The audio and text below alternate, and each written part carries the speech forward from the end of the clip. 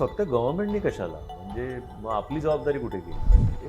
At least कुठून आपलं खाणं येतंय हे विचारलं तरी पाहिजे. वेळेच्या बनते आज मुबलक प्रमाणात आपल्यासाठी खाणं अवेलेबल आहे, पण ते सेफ आहे का?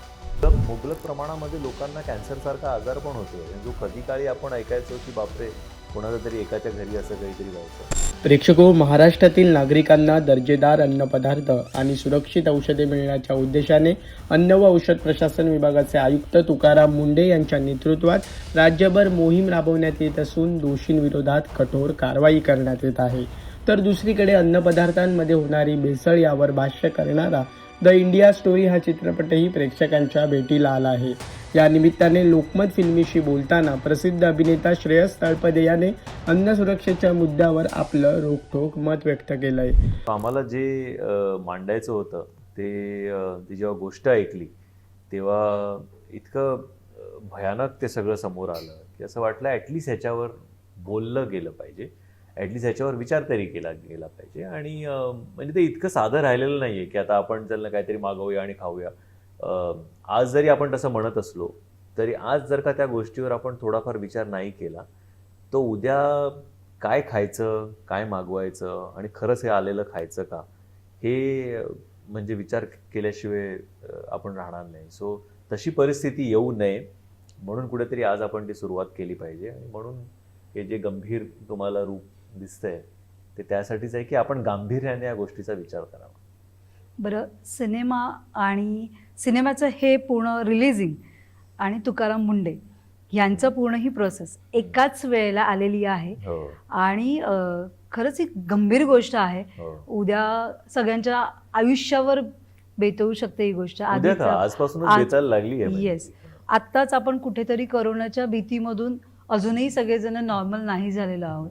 ती भीती आहेच. अजूनही कुठून तरी त्या बातम्या येतात की परत पुण्यात काहीतरी कोरोना आला, हे आलं. आणि त्याच्यानंतर याच्यापासून पण बचाव करायचा आहे स्वतःचा. त्याच्यानंतर कमवायचं देखील आहे, रोज तुम्हाला घराच्या बाहेर देखील पडायचं आहे. सो ही सगळी प्रोसेस जेव्हा आपण पाहतो की हे खरंच खूप सिरियस आहे, मग याच्याकडे कशा पद्धतीने लक्ष दिलं पाहिजे, कशा पद्धतीने गव्हर्नमेंटनी, सरकारनी काय काळजी घेतली पाहिजे असं तुला वाटतं? नाही, फक्त गव्हर्नमेंटनी कशाला, म्हणजे मग आपली जबाबदारी कुठे गेली? मला असं वाटतं की आपण सगळ्यांनी त्या गोष्टीची काळजी घेतली पाहिजे.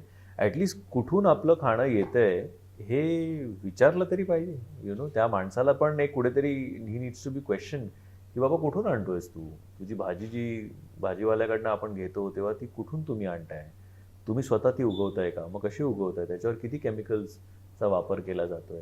हे प्रश्न विचारणं गरजेचं आहे. कारण जर खाण्यासारख्या बेसिक गोष्टीवर जर आज गदा आली असेल तर त्याच्यासारखी जास्त अनफॉर्च्युनेट गोष्ट दुसरी कुठली असू शकत नाही. एकेकाळी म्हणजे रोटी कपडा मकान एक लक्झरी आणि बाबा तेवढं तरी आपण पुरवलं पाहिजे.